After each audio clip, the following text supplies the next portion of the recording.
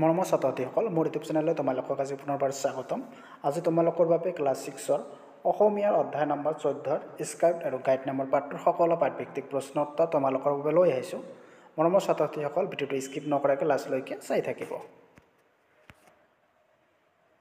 পাঠভিত্তিক ক্ৰিয়াকলাপত 1 number দিছে scout আৰু guide পঢ়টো দলগতভাৱে মনোযোগেৰে পঢ়া।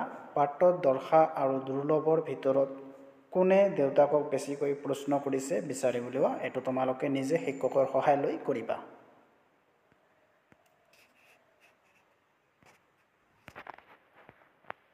ইয়াৰ উত্তৰ হ'ব পাঠটোত দৰ্শাই আৰু দুৰ্লভতকৈ বেছি প্ৰশ্ন কৰিছে বা বেছিকৈ প্ৰশ্ন কৰিছে। 2 নম্বৰত কি দিয়া আছে উত্তৰ কোৱা আৰু লিখা। ইয়াৰ ক নম্বৰ কুৱেশ্যনত দিয়া আছে দৰ্শনাহতে দূৰদৰ্শনৰ বাতৰিত কোনখন নদীৰ বানপানীৰ দৃশ্য দেখা পাইছিল। ইয়াৰ উত্তৰ হ'ব দৰ্শনাহতে দূৰদৰ্শন বা বাতৰিত পুঠিমাৰী নদীৰ বানপানীৰ দৃশ্য দেখা পাইছিল। খ নম্বৰ কুৱেশ্যনত দিয়া আছে চৰকাৰী বাহিনীয়ে বানপীড়িত ৰাইজৰ মাজত কি বিতৰণ কৰিছিল। ইয়াৰ উত্তৰ হ'ব চৰকাৰী বাহিনীয়ে বানপীড়িত ৰাইজৰ মাজত চাউল, চিৰা আৰু গুড় বিতৰণ কৰিছিল। ইয়াত ৰাইজত ৰ হ'ব, তাৰপিছত চিৰাত ৰ হ'ব আৰু বিতৰণটো ঠিকেই আছে।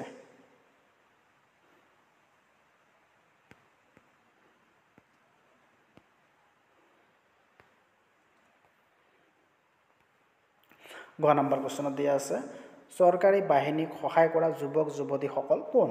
ইয়াৰ উত্তৰ হ'ব চৰকাৰী বাহিনীক সহায় কৰা যুৱক যুৱতীসকল স্কাউট আৰু গাইড সংগঠনৰ সদস্য বা সদস্যা।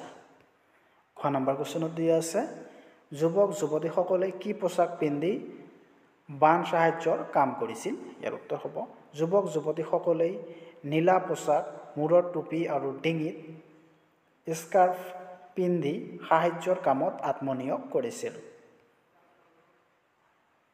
9 নম্বৰ কুৱেশ্যনত দিয়া আছে দৰ্শনাহতৰ দেউতাকে স্কাউট আৰু গাইডৰ বিষয়ে কেনেকৈ জানিলে। ইয়াৰ উত্তৰ হ'ব দৰ্শনাহতৰ দেউতাকে এসময়ত স্কাউট আছিল বাবে তেখেতে স্কাউট গাইডৰ বিষয়ে জানে। 3 নম্বৰত কি দিছে স্কাউট আৰু গাইড সংগঠনৰ মূল কথাখিনি চমুকৈ লিখা। ইয়াৰ উত্তৰ হ'ব স্কাউট আৰু গাইড গোটেই পৃথিৱীত থকা এটা সংগঠন। এই সংগঠনৰ 6ৰ পৰা 10 বছৰ বয়সৰ ভিতৰত সদস্য থাকে। ল'ৰা সদস্যক কাপ আৰু ছোৱালী সদস্যক বুলবুল বুলি কোৱা হয়।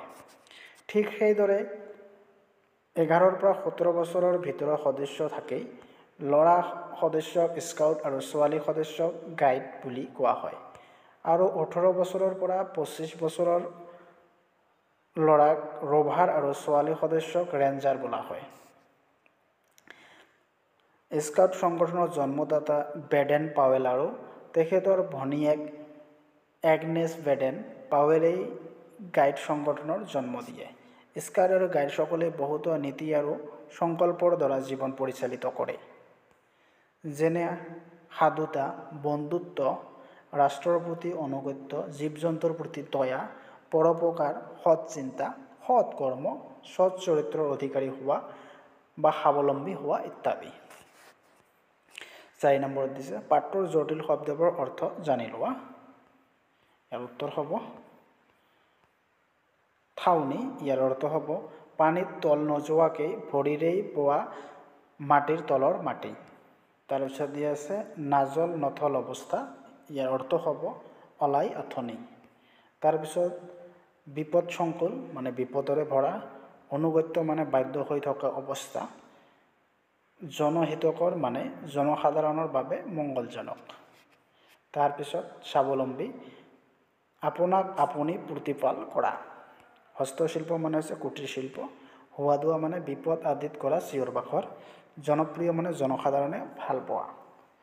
উচ্ছৃংখল মানে নিয়ম নমনা। সংকল্প মানে দৃঢ় ইচ্ছা বা প্ৰতিজ্ঞা। 5 নম্বৰত দিয়া আছে প্ৰথমে অকলে পঢ়া, তাৰপিছত সৰু সৰু দলক ভাগ হৈ পঢ়া আৰু বাকীবোৰ শুনা। এইটো তোমালোকে নিজে পঢ়িব দিছে। তোমালোকে নিজে ভালদৰে পঢ়িবা আৰু বাকীবোৰ শুনাই দিবা 6 নম্বৰ দিছে কাষৰ ফুলপাহৰ পৰা শব্দ আনি তলৰ বাক্যকেইটা সম্পূৰ্ণ কৰা ইয়াত শব্দকেইটা দিছে তলত বাক্যকেইটা সম্পূৰ্ণ কৰিব দিছে বন্ধুত্ব ত্যাগ অনুগত্য সুবিধা পৰোপকাৰ এই বাক্যকেইটা দি তোমালোকক বাক্য পুৰাব দিছে যেনেদৰে ক নম্বৰত দি আছে স্বাধীনতা আন্দোলনত মহাত্মা গান্ধীয়ে অশেষ ত্যাগ ইয়াত উত্তৰ হ'ব ত্যাগ অশেষ ত্যাগ কৰিছিল ঠিক তেনেদৰে খ নম্বৰত দিছে কি জননী জন্মভূমিৰ প্ৰতি মানুহৰ অনুগত্য ইয়াৰ শুদ্ধ উত্তৰটো হ'ব অনুগত্য থকা উচিত তাৰপিছত দিছে সদায় ভাল সংগৰ লগত বন্ধুত্ব কৰিব লাগে এখালিতে হ'ব বন্ধুত্ব তাৰপিছত ঘ নম্বৰত দিছে দেশ গুণে মানুহক মহান কৰে সাধুতা গুণে মানুহক মহান কৰে ঙ নম্বৰত দিছে দেশ স্কাউট গাইডৰ মূল কথা পৰোপকাৰ হল স্কাউট গাইডৰ মূল কথা 7 নম্বৰ দিছে তলত দিয়া বিশেষ্য পদবোৰৰ পৰা গুণবাচক বিশেষ্যবোৰ বাছি উলিওৱা যেনেদৰে দিছে ইয়াত দেশ লক্ষ্য বুলবুল সংকল্প গাইড পৰোপকাৰ ত্যাগ ইয়াৰ গুণবাচকবোৰ হৈছে একতা পৰোপকাৰ ত্যাগ দয়া অনুগত্য আৰু বন্ধুত্ব 8 নম্বৰত দিছে বিপৰীত অৰ্থ বুজোৱা শব্দ লিখা যেনে দিছে ন্যায় অন্যায় সৎচৰিত্ৰ অসৎচৰিত্ৰ সাধু অসাধু বিশ্বাস অবিশ্বাস হিত অহিত 9 নম্বৰত দিছে তলৰ চিঠিখন পঢ়া আৰু প্ৰশ্নবোৰৰ উত্তৰ লিখা তলত এখন চিঠি দিছে তোমালোকে এটা ভালদৰে পঢ়িব দিছে তোমালোকে এটা ভালদৰে পঢ়িবা শ্ৰীহৰি গুৱাহাটী তাৰিখ এত কল্যাণী মাজনী মোৰ আশীৰ্বাদ গ্ৰহণ কৰিবা আশা কৰোঁ মাৰাৰ লগতে মনু আৰু তুমি কুশলে আছা ভগৱানৰ কৃপাত ময়ো ভাল আছোঁ তোমাৰ চিঠিখন পঢ়ি সন্তোষ পালোঁ তুমি বাক্যবোৰ শুদ্ধকৈ লিখিব পাৰিছা কেৱল দুই এঠাইত বানান ভুল কৰিছা বানান লিখাৰ ক্ষেত্ৰত সদায় সাৱধানতা হ'বা সন্দেহ থাকিলে অভিধানৰ সহায় ল'বা চাকৰি সংক্ৰান্তত যদিও মই গুৱাহাটীত আহিছোঁ তথাপি অনবৰতে তেওঁলোকৰ বাবে চিন্তা লাগি থাকে অৱশ্য মই মাৰাই ঘৰৰ যাৱতীয় কাম কাজ কৰাৰ উপৰিও তেওঁলোকৰ যত্ন লোৱাৰ ক্ৰতি কৰা নাই তেওঁ অকলে মাক দেউতাকক দুয়োৰে দায়িত্ব পালন কৰিছে তাৰ বাবে তেওঁৰ যথেষ্ট কষ্টও হৈছে মনু আৰু তুমি মাৰাক ঘৰুৱা কাম কাজত সহায় কৰি দিবা তেওঁ নিজৰ স্বাস্থ্যৰ যত্ন লৈছে নে নাই তাৰ প্ৰতি লক্ষ্য ৰাখিবা মোৰ বাবে তোমালোকে চিন্তা কৰি নাথাকিবা তোমালোকৰ দ্বিতীয় গোট মূল্যায়নৰ ওচৰ চাপিছে বুলি তুমি চিঠিত উল্লেখ কৰিছা তোমালোকে দুয়ো ভালদৰে পঢ়া শুনা কৰিবা তুমি মনুৰ বায়েক যেতিয়া পঢ়া শুনাটো মাজে মাজে চকু দিবা গণিতৰ অনুশীলন নিতৌ কৰিবা আৰু মনুক কৰিবলৈ দিবা মাজনী তোমালোকৰ বিদ্যালয়ত স্কাউট গাইডৰ শাখা খুলিছে বুলি জানি আনন্দ পালোঁ পাৰিলে মনু আৰু তুমি ক্ৰমে কাপ আৰু গাইড হিচাপে সদস্যভুক্ত হ'বা আজিলৈ সামৰো শেষত তোমালোকৰ দুয়োৰে মোৰ আশীৰ্বাদ আৰু মৰম ল'বা মাৰাক মোৰ মৰম দিবা এটি ইয়াৰ এইখন পঢ়ি তোমালোকক কিছুমান কুৱেশ্যন দিছে ক নম্বৰ কুৱেশ্যনটো হৈছে চিঠিখন মাজনীলৈ কোনে লিখিছিল ইয়াৰ উত্তৰ হ'ব চিঠিখন মাজনীলৈ দেউতাকে লিখিছিল খ নম্বৰ দিছে মনু আৰু মাজনীৰ মাজত কি সম্বন্ধ মনু আৰু মাজনীৰ ভায়েক